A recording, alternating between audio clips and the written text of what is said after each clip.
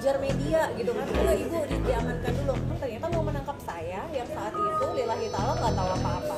Artinya ini ada orang yang mengolah ya, Yes. supaya abang dijerumuskan. Ada, saya tahu semuanya, tapi saya nggak bisa ngomong. Ada. Tujuannya apa sih bang kalau gitu bang? Bagaimana ketika ditinggal, jujur saya sering bolak-balik Aceh. Yang saya dengar cuma keluhan masyarakat. Sampai ketika beliau bebas aja, sampai sekarang kembaliin bapak kami. Jadi dianggapnya aku ngambil bapak mereka. Melalui karya fiksi ini, diharapkan mampu memberi kesempatan kepada pembacanya untuk menghidupkannya. Meskipun dalam menjalankan amanah pelaku jurnalistik penuh dengan badai yang menghalang, namun aku tetap tegar. Jauh lebih tua dari aku. Jadi kayak wow, I can't imagine gitu apa nanti pendapat orang-orang ke aku gitu kan. Terus tapi dia ada sempat ngomong memang sesuatu yang bikin aku kena gitu loh, bahwa Islam itu membolehkan poligami selagi mampu, selagi ada restu dari istri dan segala macam, pokoknya poin-poinnya. Jadi pada akhirnya aku sadar bahwa aku yang tidak bisa menerima ego aku. Wih gila, masa laki gue jauh lebih tua sih gitu kan, segala macam. Tapi ada satu momen jujur ya yang bikin aku akhirnya nerima masyarakat. Jadi saat itu Om Jana tau nggak? Jadi kita lagi ngumpul, waktu itu ada ayah angkat Jokowi juga ya, lagi silaturahmi di rumah itu di Benar Meriah sana, perkebunan kopi. Nah tiba-tiba ada masyarakat segerombolan ibu-ibu tuh datang. Lalu mereka tuh ngomong kayak gini, mana bapak kami? Jadi mereka tuh selalu bilang memanggil itu bapak kami gitu kan. Terus aku bilang lagi terima tamu, ada apa sih sama bapak kalian? Aku gituin kan, maksud aku kenapa sih orang-orang ini segininya banget gitu. Aduh bu, kami mau ketemu bapak kami gitu kan, seneng banget karena beliau ke Benar Meriah saat itu. Ternyata emang baru menjabat kan, belum ada setahun kan, baru sekitar 6 bulan ya saat itu ya menjabatnya. Jadi ternyata masih banyak masyarakat yang belum ketemu beliau sejak menjadi kepala daerah. Lalu ibu-ibu tuh ngomong kayak gini, ibu tahu nggak bu, kami ya kalau bukan karena bapak, kami nggak pernah kenal yang namanya dokter. Kami tahunya cuma dukun. Aku tuh sebagai orang luar ngerasa, hello hari gini kok masih dukun gitu kan. Jadi mereka bilang, kalau bukan karena bapak membuatkan kami JKA, Jaminan Kesehatan Aceh yang sekarang dikutip oleh Indonesia sebagai BPJS, kami sama sekali nggak pernah kenal dokter. Kami utang budi banget. Sampai mereka juga cerita, di zaman beliau pertama kali menjabat, di tahun pertama mereka makmur, lalu beliau kalah di pemilihan kedua karena banyak ancaman-ancaman politik, jadi masyarakat takut untuk memilih. Ini fakta loh, saya dengar dari masyarakat langsung yang menceritakan, bukan beliau. Jadi mereka merasa takut, lalu mereka memilih yang lain. Nah ternyata pada saat selama masa pemerintahan itu rakyat miskin dan sangat menderita. Akhirnya di pemilihan berikutnya itu, yang waktu itu saat abang lagi menjabat, mereka semua sudah tidak takut sama ancaman. Mikirnya daripada lapar, kan, mendingan mati memperjuangkan gitu. Iya. Akhirnya mereka semua berhasil memenangkan beliau. Jadi ketika beliau menang, itu emang semuanya tuh everybody happy. Setelah itu dihancurkan lagi. Mereka udah ngerasa akan ada harapan baru, tapi ternyata belum setahun digoyang lagi. Jadi nggak usah bingung kalau kenapa sampai masyarakat segitunya banget sama beliau, karena emang sudah merasakan bagaimana di tahun pertama, di periode pertama, tapi kan sebagaimana yang kita ketahui bahwa di pemerintahan satu periode itu tidak akan cukup untuk memperbaiki kondisi kan. Setidaknya kita butuh 2 periode untuk memaksimalkan. Bang, ini kan abang udah 2 kali nih. Dulu zaman dulu kan waktu tidak berhasilnya, dulu kan pernah juga abang di penjara juga kan? Ya, yang pertama itu GAM, itu kan sebagai tahanan GAM, ya, makar. Oke. Sekarang kan ini tahanan yang KPK, ya kan, korupsi. Ada bedanya nggak bang? Ada beda. Kalau kekerasannya dulu. Kekerasan? Oh, di penjara Digebukin? Lihat, ada orang-orang yang habis umur, Iya. yang diambil dari tahanan, dibawa, datang lagi. Nah, kali ini penjaranya santun. Kita ditempati di Sukamiskin. Santun. Nggak ada kayak dulu.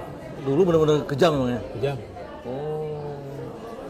Tapi Om Jana ada satu kalimat dia yang memang aku merasa dia sangat terpukul waktu ditangkap. Waktu baru awal ditangkap, dia ngomongnya kayak gini. Aku dek di penjara GAM, aku dihantam, aku dipukul, aku mati pun aku bangga. Tapi di penjara sini harga diri aku yang mereka ambil. Gitu Karena ya. di branding sebagai koruptor. Itu dia kepukul banget. Gitu ya. Artinya itu yang paling sakit ya Bang ya. Sakit. Ketimbang dipukul mendingan hidup sakit itu ya. Jadi dia ngomong kayak gitu. Aku ingat banget kan. Tapi Abang kapok Abang? Hah? Kapok nggak berpolitik lagi? Enggak. Berpolitik sih apa ya yang namanya politik itu? Sudah seperti hidup dan mati. Aku ikut arus aja. Itu harus ya. Kalau seandainya masyarakat Aceh menginginkan Abang memimpin lagi, siap? Ya nggak tahu lah. Jadi apa yang sekarang mau Abang lakukan nih sekarang ini setelah ikut pesantren ini? Ya belum ada rencana. Oh, rencana.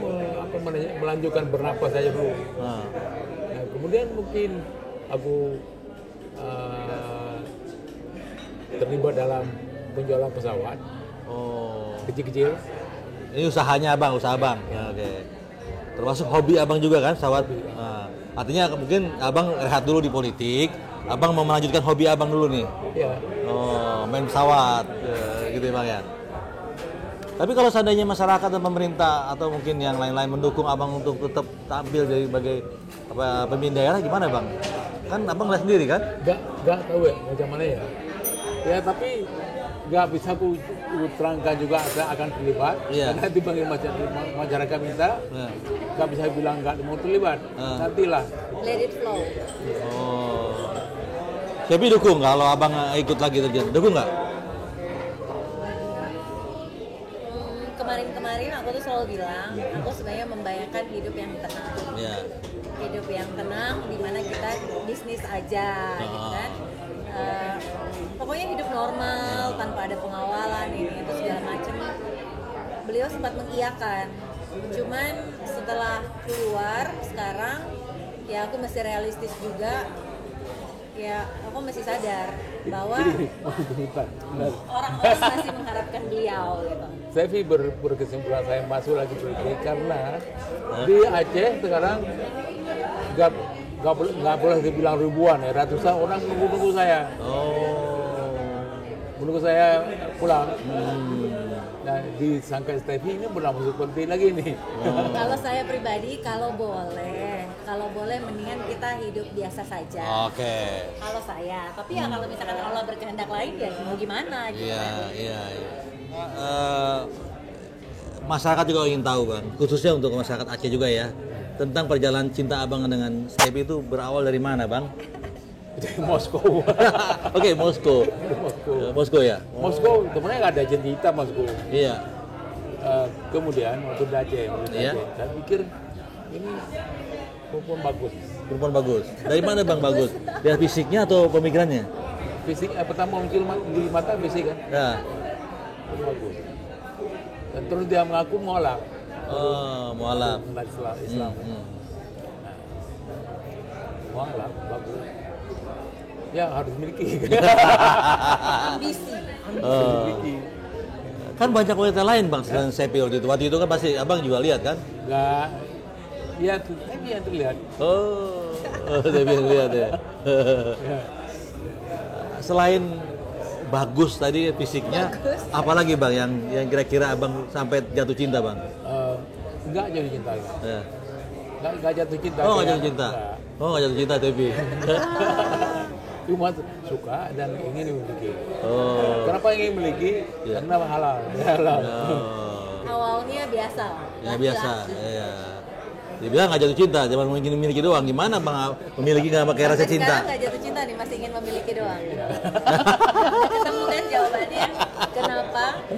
Kenapa istrinya nangis terus? Karena bodo amat. Yang penting gue memiliki. Oh. Cinta itu nggak tahu ya, nggak tahu apa itu cinta. Iya. Macam mana? Mungkin saya berada dalam itu, tapi nggak tahu. Oke. Emangnya abang nggak pernah jatuh cinta? Ya, Abang nggak pernah jatuh cinta Bang. Nah, aja. Nggak pernah. Bagus istri-istrinya menderita semua. Isi-istrinya tuh berarti ada? Dua. Oh, dua. Iya. Oke, Sepi. kenapa pilihan Stepi memilih abang waktu itu? Aku nggak milih dia sih. Aku nggak milih dia. Bener, aku nggak milih dia. Yang memilih itu yang memilih. Sebenarnya kalau dibilang kalau ikut itu yang tadi aku bilang, mungkin sebagai manusia aku punya kehendak. Tapi yang bisa terjadi adalah kehendak Tuhan, kan seperti itu. Aku sih kalau bisa udah lama pengen kabur dari hidup dia. Kalau boleh. Iya. Karena pertama terlalu berat, terlalu banyak konflik. Pokoknya it's totally different with my my lifestyle gitu kan. Bener-bener apa ya, kalau dibilang tekanannya juga lahir batin gitu ya, beda budaya, beda culture, beda, semuanya berbeda gitu. Ya masakan hampir sama. Ya kecuali masakannya ya, kalau Sulawesi Manado kan bumbunya rempahnya banyak. Iya, cuman selera itu aja. Tapi ya sampai hari ini masih di sini gitu. Jadi itu yang saya bilang, kehendak saya dan kehendak Tuhan tuh berbeda. Tadi kan dari Moskow, terus lanjut kemana lagi kan kita nggak tahu tadi itu. Setelah itu gimana bang? Katanya abang ngejar-ngejar Stepi ini umroh ya? Oh enggak ngejar-ngejar. Oh ngejar-ngejar. Mungkin bahasanya diperhalus, harga dirinya nggak terima. Oh, Enggak ngejar-ngejar.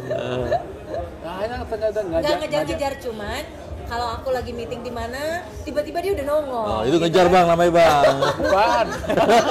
Cuma saya ngajak nikah aja.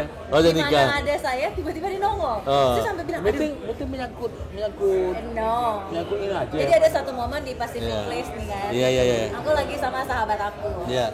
Terus tiba-tiba dia nanya di mana. Aku tuh nggak mau bilang aku di mana, karena Iya. aku takut nanti dia datang, aku malu. Masih masih belum, diri aku sendiri aja masih belum bisa menerima bahwa suami aku tuh jauh lebih tua dari aku. Malunya karena itu? Iya. Oh, oke. Apalagi orang. Dan dia sadar. Dia tuh sering ngomong kayak gini. Ah. Harusnya kamu bangga punya suami gubernur kayak aku. No, aku bilang kayak gitu. Oh. Tidak, kesel jawabnya kayak gitu kan. Oh. Aku malu, aku selalu ngomong kayak gitu. Lalu satu momen tiba-tiba dia kucuk-kucuk datang. Aku lagi sama Vika nih, sahabat aku. Vika udah mulai nanya, "Beb, itu siapa?" Itu kebetulan Aceh, gue lagi ada meeting gitu kan. Padahal sebenarnya udah ngedeketin gitu kan, aku itu udah mulai risih gitu kan. Ya pokoknya banyak lah kejadian-kejadian kayak gitu. Ya mungkin ada hikmahnya dari kasus penangkapan KPK itu. Pertama, kita nggak perlu susah-susah memikirkan cara untuk mempublish hubungan. Terus kedua, akhirnya kejadian itu membuat aku menerima dia apa adanya, ya udah. Iya, tadi kan dari Moskow, terus kemana lagi tuh belum tahu tuh bang? Nggak ada kemana-mana sih, di Jakarta, Bandung. Waktu itu sempat kita ke Istanbul, tapi bukan Istanbul, tadi gimana? No, setelah Istanbul kan yang terakhir kita festival kopi di Shuttle ya. Iya. Ya itu juga semuanya resmi. Resmi dasar kerjanya ada, surat keterangan surat keputusannya juga ada, hasilnya juga jelas. Pokoknya everything in control, semuanya tetap profesional. Iya. Dan isu-isu yang bilang bahwa aku selalu menggunakan fasilitas pemerintahan, no. Nggak ada. Aku bahkan untuk ngurusin pekerjaan-pekerjaan di Aceh kita punya tim dan kita sewa mobil rental, sama sekali nggak ada hubungannya sama pemerintahan. Aku insya Allah sampai hari ini sangat profesional. Oke, ini ngomongin abang ketemu dia kan, akhirnya dia bilang kata abang ingin memiliki itu kan, memiliki si TV kan. Nah sekarang sudah dimiliki bang, apa bang planningnya bang? Tunggu bos lah. Mau dikip aja. Oh keep aja. Oh. Mau dikip sampai mati katanya. Aduh. Bang selain tadi fisiknya ya, apalagi sih yang membuat abang ingin memiliki? Nah, gini. Saya lihat dia ada semangat. Di samping kekerasan kepalanya kan. Ada semangat yang bagus. Dia mau mau melangkah kemanapun asal itu jelas dan goalnya itu. Artinya abang akan tanda kutip memanfaatkan istri abang untuk bantu abang juga barangkali ya? Ya itu adalah bonus untuk saya. Sepi udah apa yang Sepi pelajari tentang abang? Kan kalau pasti observasi dong. Dedikasi dia ke masyarakat sih. Dulu sebelum beliau ditangkap ya, kalau mau tidur itu yang dia omongin anak-anak yatim. Jadi itu benar. Jadi di saat aku tumbuh dan besar di kehidupan politik karena papi aku juga politikus, aku lihat begitu banyak pencitraan di sana. Tapi yang di sini aku ngelihat bahwa ini orang emang benar-benar melakukan itu semua dari hati, gitu kan. Nah jadi dulu aku pernah berdoa kayak gini sama Allah. Aku sholat, aku bilang, ya Allah, aku nggak tahu rezeki aku tuh dari mana. Kalau itu dari karir aku janji setelah aku mapan memang aku mau berhijab. Aku sebenarnya sudah meniatkan itu. Karena kan aku masih syuting kan, dan yang dijual kan rambut, cantik, segala macem kan. Jadi tapi terus lalu aku bilang, tapi kalau jodoh itu rezeki itu dari jodoh aku cuma minta satu, ya Allah, aku minta suami yang jiwa sosialnya minimal setara sama aku, gitu, karena aku suka sosial ya. Nah terus ternyata aku ngeliat dari semua ketidakcocokan kami, dari A sampai Z ketidakcocokan kami cuma cocok di sosial. Itu yang kami sama. 1% doang berarti ya. Sosial. Yang lain-lainnya nggak berantem terus. Tapi kata orang kalau pasangan berantem terus itu artinya jodohnya panjang. Tapi Bang ada planning apa, punya anak atau apa gimana Bang? Planning ada. Punya anak dari Stepi? Ya. Tapi Kalau Allah berkehendak. Stepinya mau nggak? Mau ya? Iya pasti. Oh mau. Oh gitu. Bang ada rencana Stepi mau tinggal di Aceh? Itu terserah dia, mau tinggal di Aceh atau mau tinggal di mana. Ya katanya repot Bang kalau nggak di Aceh kan nanti Abang ke Jakarta mulu kali ya. Ini tolong ya, kalimat ini direkam ya. Iya. Direkam ya. Iya. Terserah saya mau tinggal di mana. Jangan ntar di balik layar lain. Tapi dalam agama kita kan, Iya. di perempuan itu menempati rumah yang disediakan oleh suaminya. Oh. Di mana disediakan. Oh gitu. Abang kan punya rumah di Jakarta juga kan? Punya rumah. Iya, ya kan nanti tempatin nanti Stepi dong. Pintar.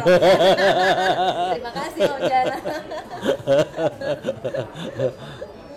Bang, apa namanya? Banyak orang yang ini Bang, kalau oleh Abang jalan kan berdua tuh kayak ini kok anaknya apa istrinya gitu ya. Banyak orang ngomong gitu ya Bang itu. Dulu ya. Oh ya. Abang gimana perasaan Abang digituin Bang? Ya terserah, nggak tahu dalam pikiran orang kemana tahu. Nggak ada yang naik sama saya. Kalau Stepi gimana? Punya suami yang di umur ya? Dulu sih, aduh malu banget. Oh malu Dulu banget. emang benar-benar nggak pede. Tapi kalau sekarang mah udah gandeng aja. Emang semua orang udah tahu juga. Oh. Iya. Faktor nggak diketahui orang. Ini faktornya. Kalau diketahui orang udah Ya jalan. udahlah, udah kado. Ada sempat dulu mau dirahasiakan? Enggak, jadi dari awal nikah itu gini. Ini juga mungkin teman-teman harus tahu ya. Ini juga pesan untuk seluruh perempuan yang ada di muka bumi ini, khususnya Indonesia. Ini pesan banget dari aku. Jadi once aku dilamar oleh beliau, aku ngasih beberapa syarat. Oke, aku tidak berkeberatan di poligami, tapi poligami yang sesuai syariat. Syariat, kan? Berdasarkan apa yang dilakukan oleh Rasulullah. Jadi istri harus dipublish. Kenapa? Untuk menjaga marwah istri dan menghindarkan istri dari fitnah. Itu pertama. Kedua, menyamakan hak-hak istri. Bukan karena saya obsesi jadi ibu kut, enggak. Sampai hari ini kalau suami saya boleh berhenti berpolitik, saya pengen suami saya berhenti berpolitik. Saya cuma pengen haknya sama sebagai istri. Diberikan semua yang sama sebagai istri, semuanya sama, equal. Itu normal. Saat itu saya bilang ke suami, kalau tidak bisa, tidak usah menikah, tidak apa-apa. Dan yang pasti, yang pertama menyetujui. Itu yang paling penting. Waktu itu jujur saja saya kan dari keluarga yang agamanya aja berbeda-beda gitu. Dengan lifestyle yang tadi saya pernah bilang kebule-bulean gitu. Selama saya hidup mungkin dari segi agama Islam, saya belajarnya dari Google. Ya karena saya selalu kalau pengen tahu saya akan cari tahu, saya akan pelajari. Makanya mungkin tadi beliau bilang I know my own goal gitu kan. I have my own target gitu kan. Nah, jadi seperti itu. Jadi ketika beliau datang, beliau menjanjikan harapan dalam tanda kutip, mungkin ini jalan hijrah yang baik buat aku. Jadi yang aku lihat itu seperti itu. So that's why ketika kita menikah, orang tua aku tidak menerima 1 rupiah pun yang namanya antar harta segala macam. Atau mungkin kalau perempuan-perempuan lain ketika menikah sama pejabat minimal sudah punya rumah, mobil dan segala macam. Tapi saat itu saya lillahi ta'ala, yang saya terima itu hanya mas kawin, jam tangan Rolex yang harganya hanya 150 juta. Which is untuk seorang gubernur, gitu kan. Cuma jam tangan Rolex saya ulangi harganya hanya 150 juta. Yang mana saya juga insya Allah kerja dapat gitu. Ya. Jadi tidak seperti apa yang dikatain oleh orang-orang. Nah, ketika kami beliau menyanggupi itu. Beliau menyanggupi bahwa iya akan dilaksanakan hak-haknya. Saya tekankan lagi di depan, kalau tidak bisa silakan mundur. Karena saya nggak mau melihat perempuan-perempuan yang banyak, mohon maaf di Indonesia terzolimi, ya, terzolimi baik sama suami maupun sama istri tua. Itu banyak banget. Nah saya selalu bilang ke beliau, jadilah role model poligami yang benar, yang bisa menjadi contoh bagi umat, gitu. Itu yang selalu saya bilang. Nah beliau menyanggupi. Nah, kalau pada akhirnya setelah menikah semua itu tidak sesuai, itu sudah di luar kapasitas saya, karena itu mungkin kondisi dan segala macam. Tapi asal teman-teman tahu, kondisi yang saya minta itu disanggupi oleh beliau. Jadi yang selebihnya silakan tanyakan ke beliau. Iya bang, aku bang. Nggak gitu. Nah, sekarang kan berkumpul semuanya Allah terjadi kemarin. iya. Pada saat Steffi saya lamar, dia pengetahuannya belum sampai ke situ. Oh no, sudah belajar. Jadi waktu dibilang mau poligami, saya langsung mencari tahu tuh poligami itu apa. Nah, Iya. Lanjut bang. Nggak termasuk dalam membahas pembagian sama rata. Memang sama rata ada buah kan. Ya. Tapi nggak termasuk pembahasannya gitu. Nah, minimal adil kan? Adil. adil, kan mencakup pasti semuanya. adil. Ya pasti adil. Karena kalau kata Habib Hussein, kata Habib, poligami itu harus adil.